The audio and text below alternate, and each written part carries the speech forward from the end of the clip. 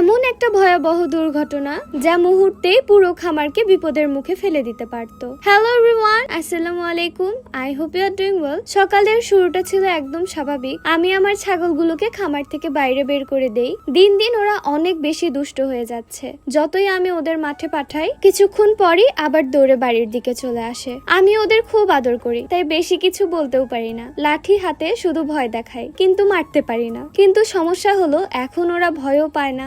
এভাবেই সকালটা চলছিল খুব স্বাভাবিকভাবে, কিন্তু হঠাৎ করেই ঘটে গেল সেই ভয়াবহ দুর্ঘটনা। আমাদের গরুর ঘরের ফ্যানের ভেতরে হঠাৎ করে আগুন লেগে যায়। সম্ভবত ভেতরের কয়েল অতিরিক্ত গরম হয়ে পুড়ে গিয়েছিল। মুহূর্তের মধ্যে ফ্যানটার ভেতর থেকে দপদপ করে আগুন জ্বলে ওঠে। আমি সেটা দেখে একদম ভয় পেয়ে যাই। এত দ্রুত এমন কিছু হবে আমরা কেউই বুঝতে পারিনি। আল্লাহর রহমতে ঠিক তখনই আমার বাবা বিষয়টা লক্ষ্য করেন। তিনি 1 সেকেন্ডও দেরি না করে কাপড় দিয়ে ফ্যানটা ঢেকে দ্রুত সরিয়ে ফেলেন। আর কয়েক মিনিট দেরি হলেই পুরো গোয়াল ঘর আগুনে পুড়ে যেত। গরুগুলোরও বড় ক্ষতি হতে পারত। আল্লাহ না করুক, সেটা ভাবলেই এখনো গা শিউরে ওঠে। আর সবচেয়ে ভয়ঙ্কর বিষয় হলো, যদি ঘটনাটা রাতে ঘটতো তাহলে আমরা কেউই টের পেতাম না। সবাই ঘুমিয়ে থাকতাম আর কয়েক মিনিটের মধ্যে পুরো গোয়াল ঘর আগুনে ছড়িয়ে পড়তো। তাই সবাইকে বলবো সব সময় সতর্ক থাকবেন। বিশেষ করে গরুর ঘর, ফ্যান, বৈদ্যুতিক জিনিস এসবের দিকে খেয়াল রাখবেন, কারণ দুর্ঘটনা কখনো বলে আসে না। এরপর আমাদের যে লাউ গাছের জাংলাটা ছিল সেটা অনেকটা ভেঙে ফেলেছি,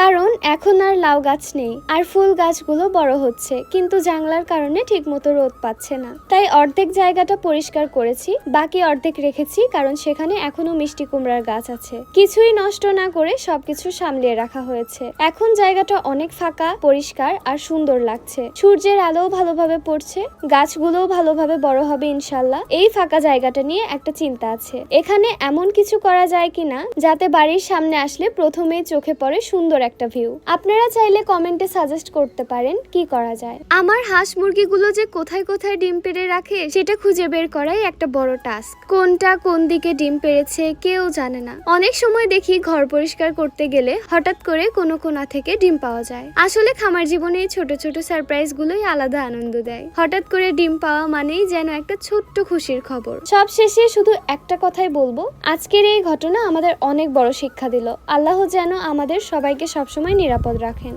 তো আজকের ভিডিওটা ছিল এ পর্যন্তই। সবাই ভালো থাকবেন, সুস্থ থাকবেন। আল্লাহ হাফেজ।